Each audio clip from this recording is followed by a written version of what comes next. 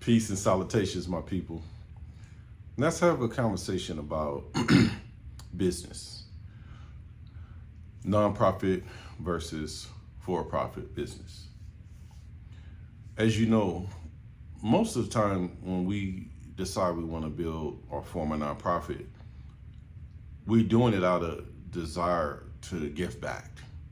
Typically, that's the reason we see a need somewhere in the community, and we want to give back to the community. Now, as you know, my story, I was incarcerated, all that stuff, and changed my life around and created this thing that we call Timeless, along with my co-founders. And the desire is and was to give back to the community, to work with individuals that's been impacted by incarceration, to support individuals that are in reentry. That's always been the mission for the most part of Timeless. Now, of course, we've extended it and added homeless service, workforce, etc. But even with the workforce, that was part of that need for employment for justice impacted individuals. In our case, Timeless Group, we've had our early struggles in our early development, our early stages in 2012 when we created the organization and built it up. And by 2019, we began to get government contracts in Los Angeles County.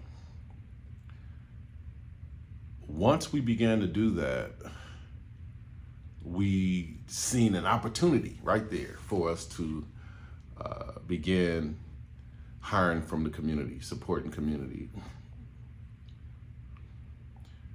One of the challenges, one of the serious challenges of being able to do that is, number one, what does your infrastructure look like? What does your internal controls and infrastructure looks like before you expand and grow to a large size, from small to mid-size or from small to large as an organization?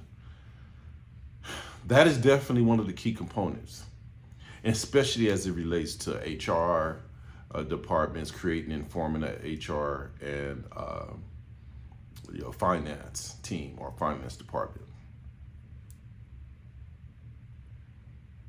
Now, as you continue that process, your desire, again, as your mission, is to help, to give back to the community, to serve your people, to give them opportunities to find employment, who could otherwise not find employment or have a struggle finding employment due to justice-involved background, right? So it's a little difficult to find work. Timeless have done that since 2019. I'm gonna give that year. Since 2019, we've been able to hire individuals impacted by the system, individuals with arrest history records. Now, do you know that these are the people, these same people are the very people that will come back to hunt you? It's unfortunate, and it make you doubt or question, why is it that I decided to help individuals like this, like myself? These are individuals like myself, but these are the very people that can easily come back to bite you, because it's come back to bite us at Timeless. The majority of the people that have filed litigation, and we're talking about frivolous lawsuits, frivolous litigation for things that nonsensical, and just to find an easy come up, find a way to come up. Now, what is that? Here in Los Angeles, LA County, what is it with our people? What is it with our people where we do this to each other, especially African Americans, where whether it's hating on Timeless, hating on me, whoever it is, or whatever it is, what causes our people to go after each other so hard. Now, if you notice, what made me think about this is, lately in the media, social media, they've been talking a lot, the comedians, ever since the Cat Williams interview at the Shay Shay Room or Shay Shay Club with Shannon Sharp, comedians been going after each other, black folks going after each other, right? And it's just, I don't know, it's something there, it's something wrong with that. And none of us are protected from that. Now, me as an employer, or Timeless as an employer, we have to deal with that. We have to fight off this litigation. Now, unfortunately, as a nonprofit organization, we're not loaded like that with cash to buy attorneys. And they know this, people that decide that they want to file a lawsuit against nonprofit organizations, they know a lot of times nonprofits are going to just settle. And it has happened. And, research has showed us that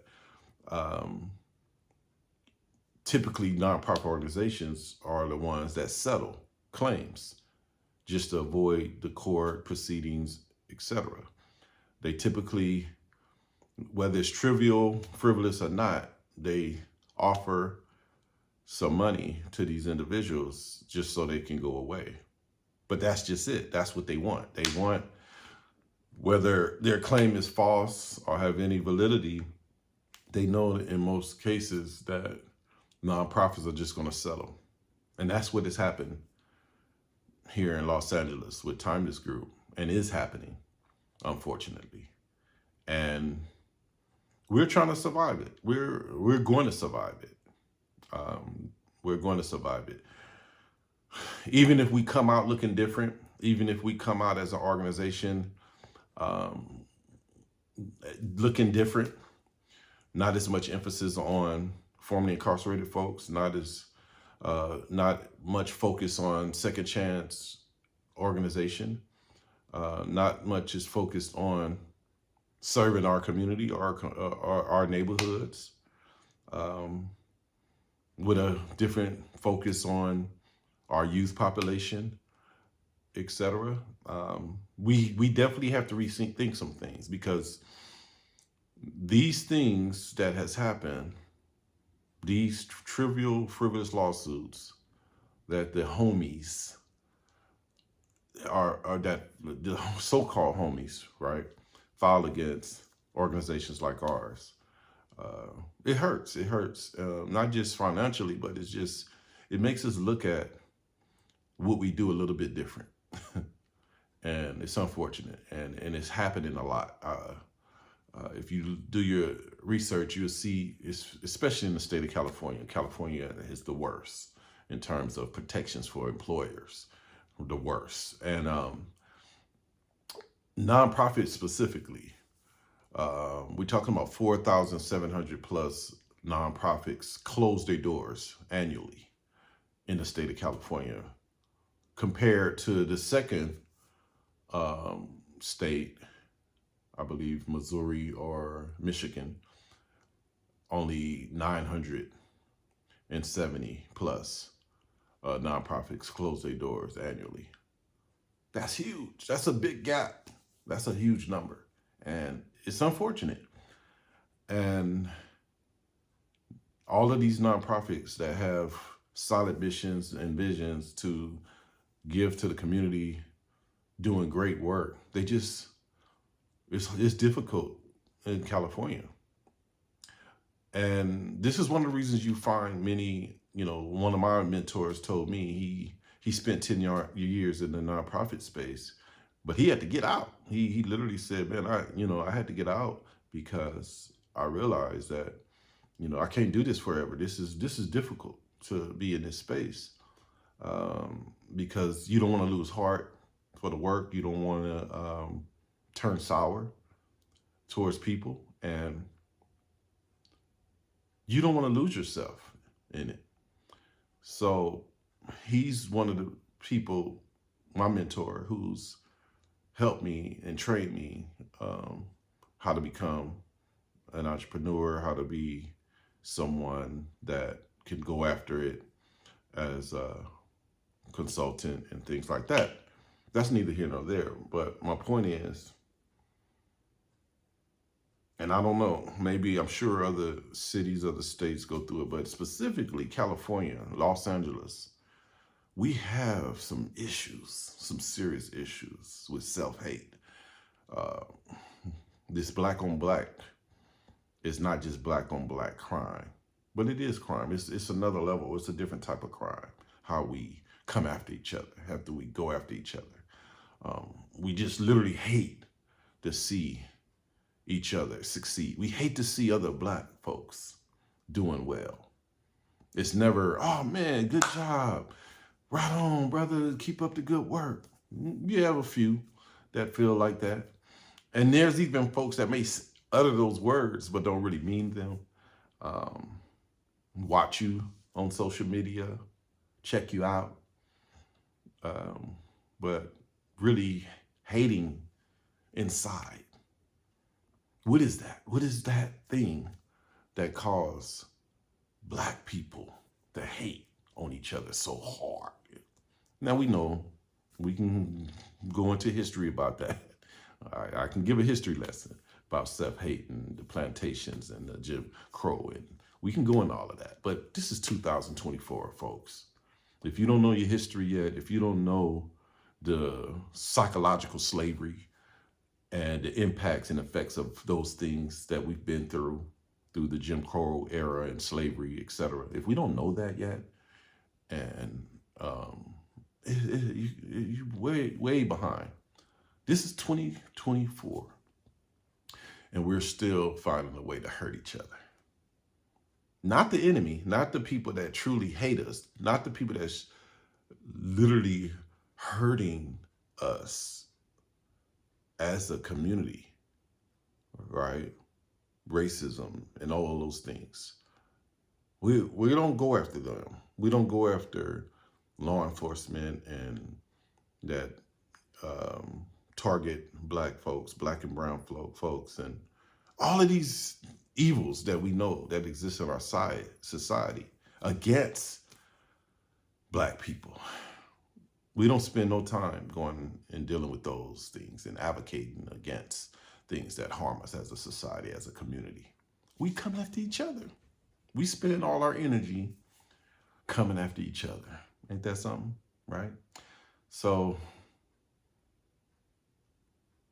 now that I've had this experience of being in the mouth of this insanity of hate against me, against my organization, Timeless Group, and I'm just warning folks that, look, if you are building an organization, there's some steps. There's some, I mentioned earlier in this video about, having a strong HR team, having a strong finance team, and payroll team, etc., which is expensive to even build as far as infrastructure. So a lot of times nonprofits don't have the financial capacity to even create those things within their organization, especially in the early stages. But people that you're hiring and coming in that you're trying to help in the community to give jobs to, they don't care. They don't care about that.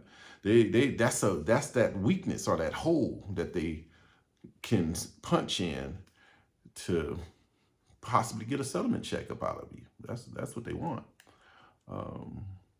Ever since the COVID and the stimulus checks, it's like we've went to a newer low. We found a newer low. The scamming and all of those things that began to happen when the checks went away, when the stimulus checks disappeared, and folks got comfortable sitting on their couches and not doing anything, not working, driving Mercedes without a job, nice cars and, nice things, but not able to maintain a 9-to-5 because they don't want to. And when they see an opportunity to sue somebody for whatever reason, because they black like them, and what you doing over there? You supposed to be on the ground, on the floor with me. What you doing with a business? What you doing with an organization? No, no, no, no, no, no. I'm about to come after you. I'm about to sue you. That's what's happening. And that's what's happening to our community right now as we speak. And time, this is not the only one.